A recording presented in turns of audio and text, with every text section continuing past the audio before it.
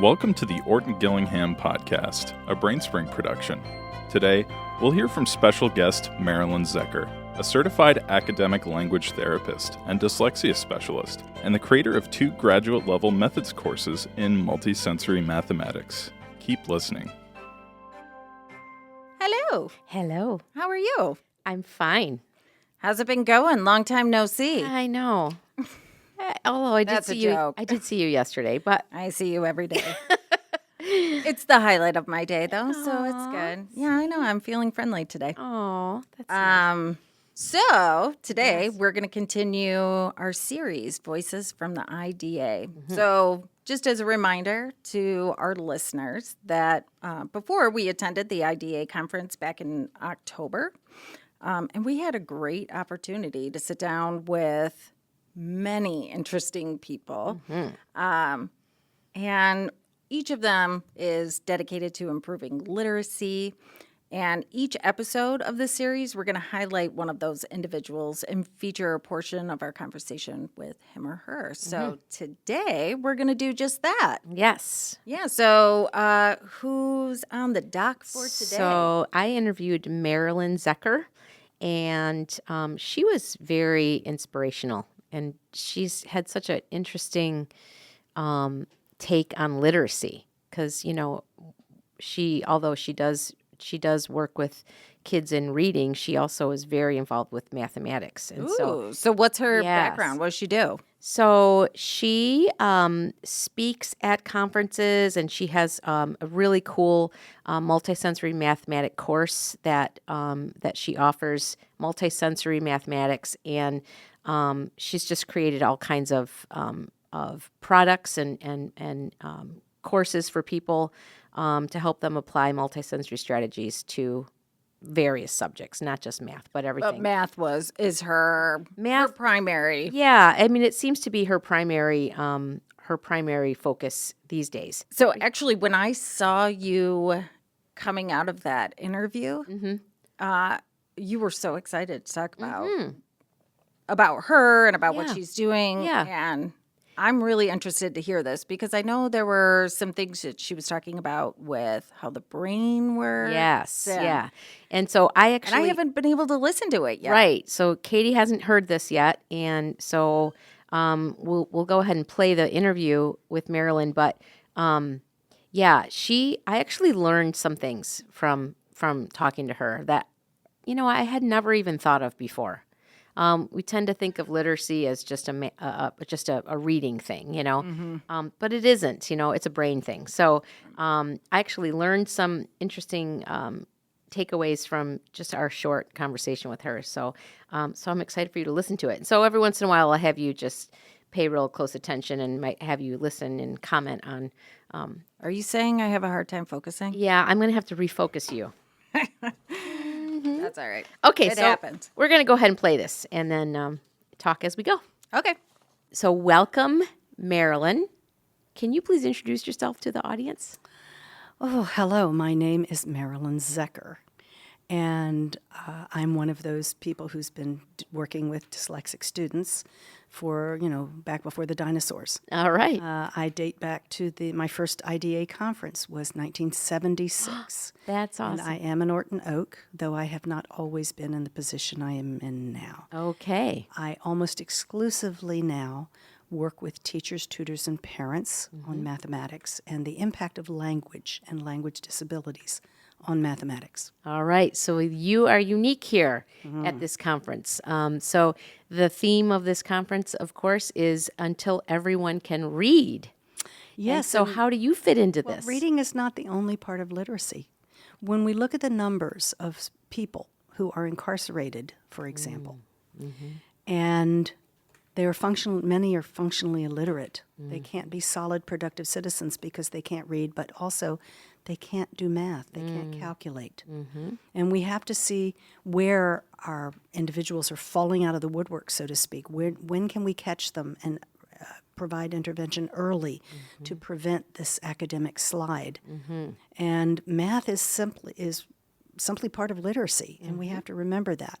But the way I fit into it is that I am an academic language therapist, and I taught reading and structured literacy for years. Okay.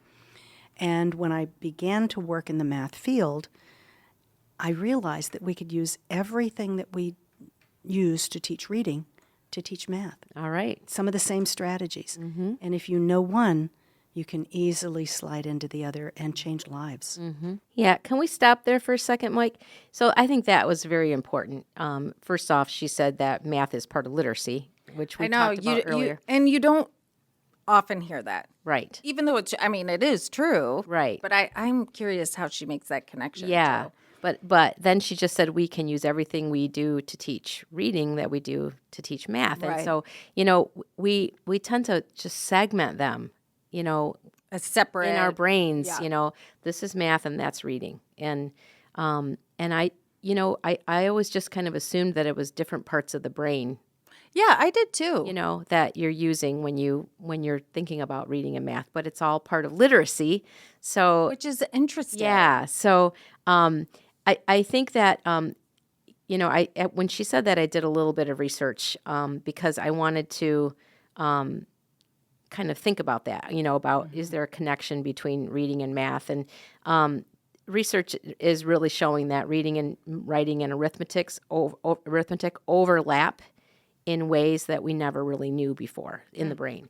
And so there was this Professor Christopher McNorgan from University of Buffalo studied dyslexia and functional connectivity in the brain, and he discovered that the brain rewires itself according to the task. And this is what Marilyn is going to be talking about. Oh, is it like the kind of like in the brain research for literacy, the multisensory piece is actually what's, making those neural pathways stronger or creating new neural pathways. So it's actually, is it the task or is multisensory the task? Well, I think what he was talking about is that, so when we are always multitasking, right? We're always, thinking about doing two things at once. And when we're focusing on one task, maybe we're balancing our checkbook or whatever we do. If anybody still does that anymore, I do. You do? I don't do that I'm anymore. so old school. But if you're doing that, you're balancing your checkbook, and then all of a sudden, Jackson comes in with a note from the teacher and says, "Mommy, I need you to sign this. It's a permission slip." I say, get out of here immediately. No, I'm just kidding. Your I love my children. Your brain automatically can shift from doing that very specific mathematical kind of thing with your checkbook to something completely different. And so our brain, that's what he's talking about, this functional connectivity in the brain. It's all connected. Yeah. And he discovered that the brain's wiring for reading was also present for math. And so the way our brain is wired for reading is actually influencing how the brain functions for math as well. So interesting. Yeah. And so Marilyn will talk about that a little bit. But basically, also he was just saying that the reading skill is going to affect how you tackle problems in other domains. So if you struggle with reading, the reading skill, it's going to affect how you function in other areas, right? it's Reading not- is core. Right. Right? And we also, I guess we often think of that when we say, well, they can't do a math test or a math assignment if they can't read the directions. True. But this is, that's a It's way very- deeper than that. Yeah, it's way deeper yeah. than that. So, it helps better understand children with learning difficulties in both reading and math, So we can go ahead and play this. And this is kind of, Marilyn will kind of touch on this a little bit. And go ahead and stop whenever anything sounds interesting to you as well. Okay. Go ahead, Mike. Math's a language too, isn't it? In a way, yes. Yeah. But language is the same in some ways, but it's very different in some ways. And that's the neuroscience. So part of my approach to math is that I'm looking at evidence-based strategies. I get many of them from the What Works Clearinghouse practice guides and the research on math, but also the neuroscience. When I learned, for example, that math begins in the brain before language. It begins in the high chair, before a child knows what a number is, before they can count. And they're looking at quantities, and they can differentiate between small quantities. And they start to layer the language on with that. I want more, or he has more, or fewer. All those pieces of preschool math are language-based. So language has an enormous impact on mathematics. I've never thought of it that way. I never thought of that. Isn't You that- know, really, yeah. that does make sense. Totally.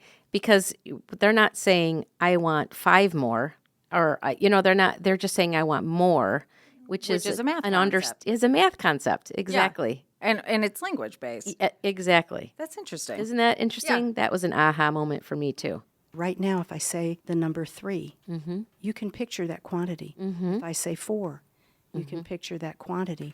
That is a term we use, subitizing, automatic recognition of quantity, and it happens before language. Wow. That is orthographic mapping. Yes. That is sight word recognition. So it's the same thing. So Right. when we talk about literacy and we talk about stringing those sounds together to orthographically map them in our brain, when, like now, we'll see the word cat and it's automatic. we don't have to think about We it. don't have to think about it. So it's the same process. Right. So she mentioned subitizing, which was a term that we don't hear very often. But subitizing is when you have rapid, accurate, and confident judgment of numbers. And so let's say I have I'm rolling some dice, and I throw out the dice. If a 4 comes up, you don't even have to think about it. It's a 4 Because it's automatic. It's automatic. So yes, the math yes. term for it is subitizing, Subitizing. whereas it's really permanent word storage and literacy. Yes. right? So if I had 3 blocks and I threw them out on the table, you would instantly know that there's 3 of them. Yeah. Just because it's and a it's rapid. not visual. Oh, like for reading, I should Yeah, say. yes, Like we yes. don't look at the word cat and then we look at the word cat and then we see it in our brain. We can see it. Yes. But unless it's been orthographically mapped, we Right. can't do that Right. automatically. Same Right. thing for math. I guess I'm making that It's connection. automaticity, Yeah. basically. So subitizing is automaticity with number concepts Yeah. or numbers, So that was a term she used that I had not thought of before. I've never even heard of it. Yeah, I yeah. mean, nope, haven't. I thought about it for a second and I thought, maybe. No, it's gone. I didn't. And in addition to that, we know that from Stanislaus Dehaan's work that we look at the neuroscience, and he talks about this number module in the non-language hemisphere of the brain where we really begin processing math. But one of the things that's coming out of the research now that I think is important for clinicians to know and people who are working with people with learning challenges is that when we begin learning multiplication facts, the activity in the brain shifts to using more of the language hemisphere. And it means that a lot of our students who can't learn their times tables, so to speak, are impacted by language retrieval deficits because it's language dependent. That's the same, people are often like, oh, one of the screeners for dyslexia is object naming and object recognition. And that's the starting point. And you don't associate that Right. with reading. Same thing for this, though. Yep. That's the, okay. And she specifically mentioned mathematics, and that's when I was doing that research that there's something about math, multiplication. I shouldn't say mathematics. She specifically mentioned multiplication facts, and that was something that came up in the research I was reading as well. So, Yeah. really interesting. So it's incumbent upon us to learn different ways to teach the skills which are language-based. Yes. That's how I fit into this conference. So I want you to show me or tell us an example of a multisensory way that you could teach, addition or subtraction or any kind of, what kinds of things do you do in your program? Are they manipulatives? Is it more explaining things in a different, so that we can see it in a different light? How do you think about what we just said, though. Math begins in the visual, right? non-language hemisphere. Right. So everything we teach, we have to do some hands-on work and Yes. provide tactile kinesthetic foundations. Yes. And then in the instructional sequence we used, which is evidence-based. It's called Concrete Representational Abstract, or CRA. So wait, I was just thinking about, sorry, because she said it, so I want to correct myself before because I might have confused things when I said something, because that is the difference. It is started in your visual part Yes. of your brains, Yes. which is different. Wi- I want to clarify that we know that, Yes. that I might have confused. or Yeah, said yeah. something confusing. because we know we store Words. sounds by sound. Auditorily. Auditorily, It yes. all starts in the sound, but Yes. this one is visual. So I just want to clarify. yeah. that I might have said that backwards. Yes, before. she's talking about CRA, Concrete Representational Abstract, and then she calls it CPA, which is Concrete Pictorial Abstract, and that's just basically using physical and visual aids to build an understanding of something. So it's just talking about multisensory objects to help build understanding of abstract topics, and so that's what she's talking about So here. CRA, concrete what is it? Yep, Concrete Representational Abstract. I'm really glad that you could read that. Yeah.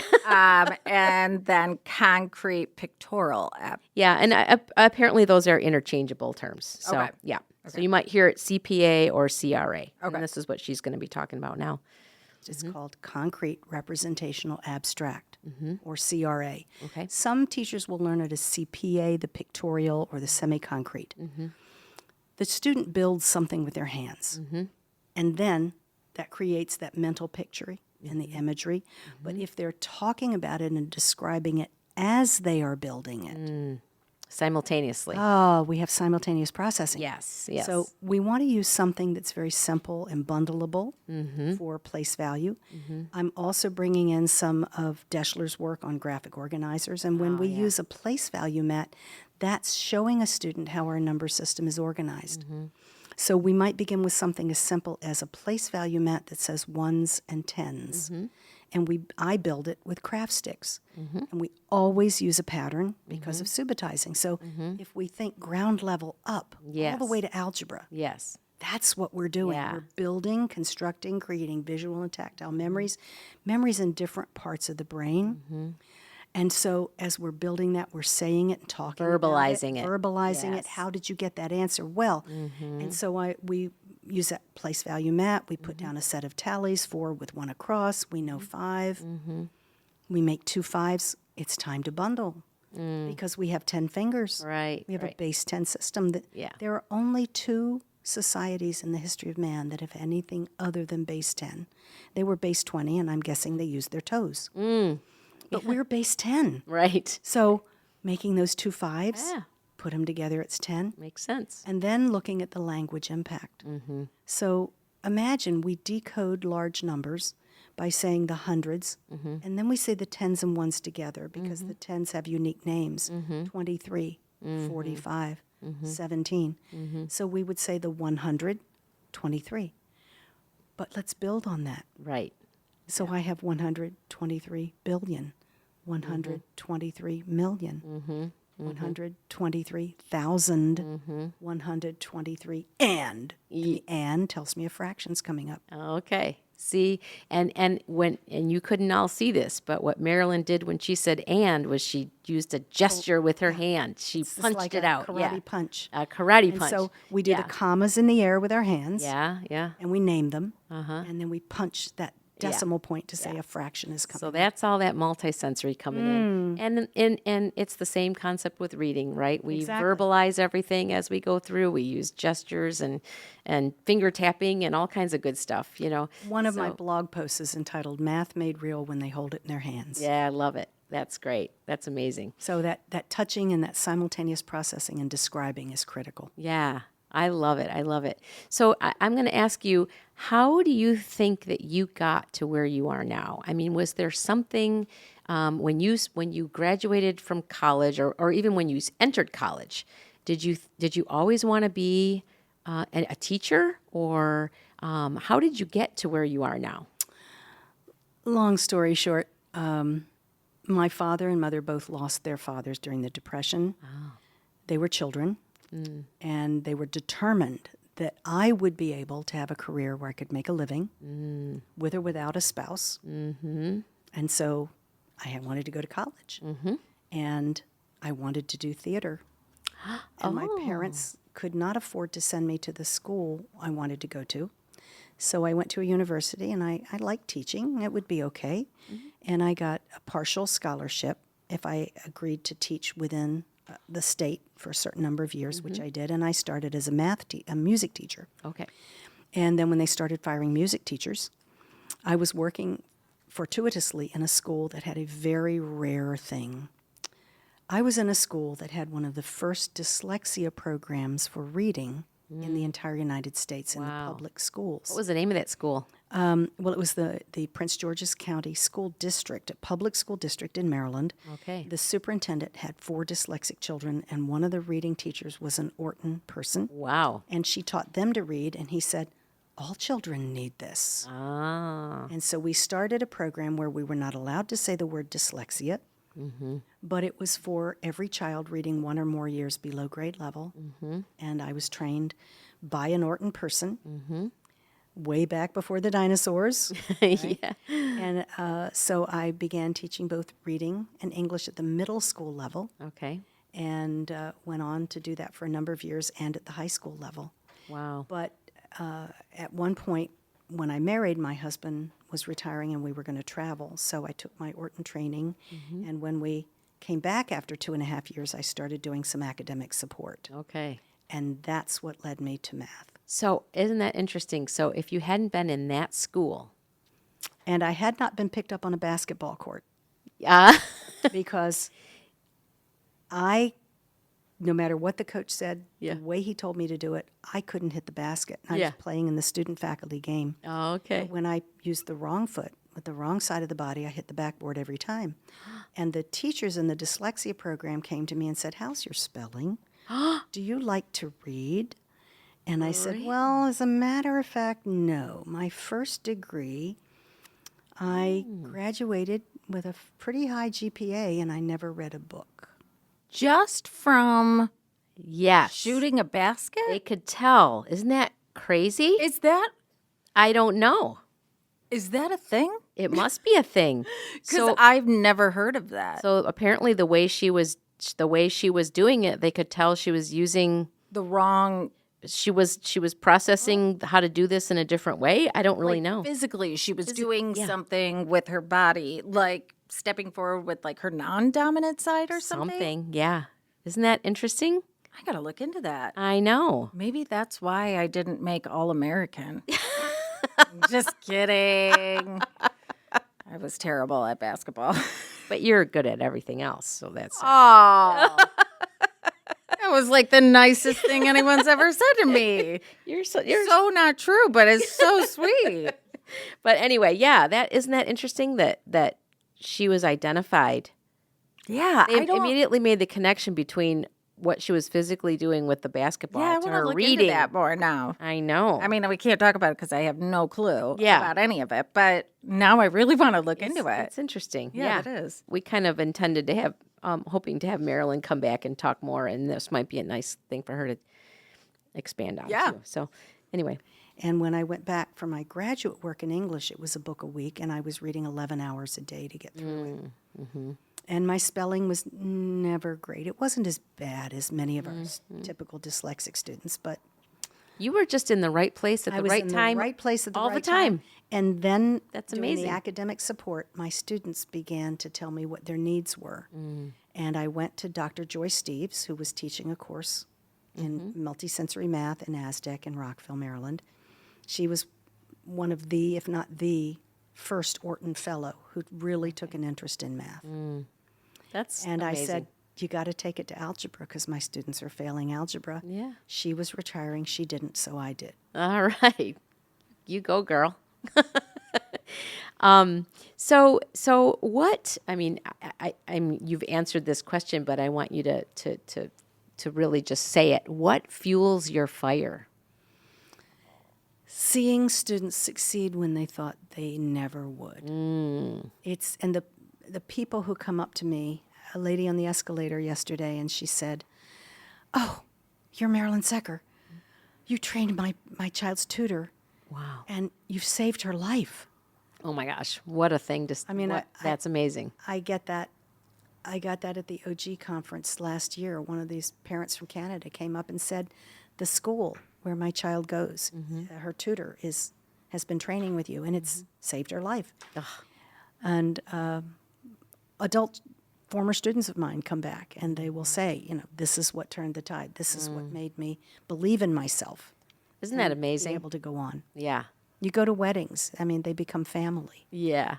That's awesome. I mean, what a legacy. I mean, It's gratifying. that's exactly. But most of it is also on them because they put in the work. Right. They choose to try. Well, you turned something on Yeah, in you their gotta- brain, and then they took the rest. They took it, I from had there. 3 adult students who spoke to my practicum group recently, and every single one of them essentially gave the same message: tenacity, self-advocacy, believing in yourself, even when you're struggling, and finding ways to succeed, and having 1 or 2 people, special people in your corner, Yes. who always believe in you. And to look for the things that you're good at, and not Find the your things gift. that you're bad at. Right. Can we stop for a second? We kind of, the last few episodes we've done, this word advocacy keeps coming up, and she just said it again. Self-advocacy, and also finding somebody that's in your corner. Right. And there's a common theme when we talk about kids with learning differences. And it's hard to be a self-advocate. Yes. It doesn't. Most people don't start out that way. Yes. They live through examples that they've experienced, somebody supporting them. Yeah. So- I thought that was another, here we go again, talking about advocacy. So, Yeah. Okay. I heard this morning Dr. Nancy Mather is just wonderful, and she said we have to tell our students the truth. We have to tell them, we have to say the word dyslexia. We have to define it. We have to say, yes, it's true. Some things are going to be a little harder for you, but sometimes there are gifts. But we've always said you have to give the student definition. They have to know who they are. They have to know what their unique gifts are, and they have to pursue what they love. Yes. And Yeah. sometimes it takes them down a path that's difficult. Absolutely.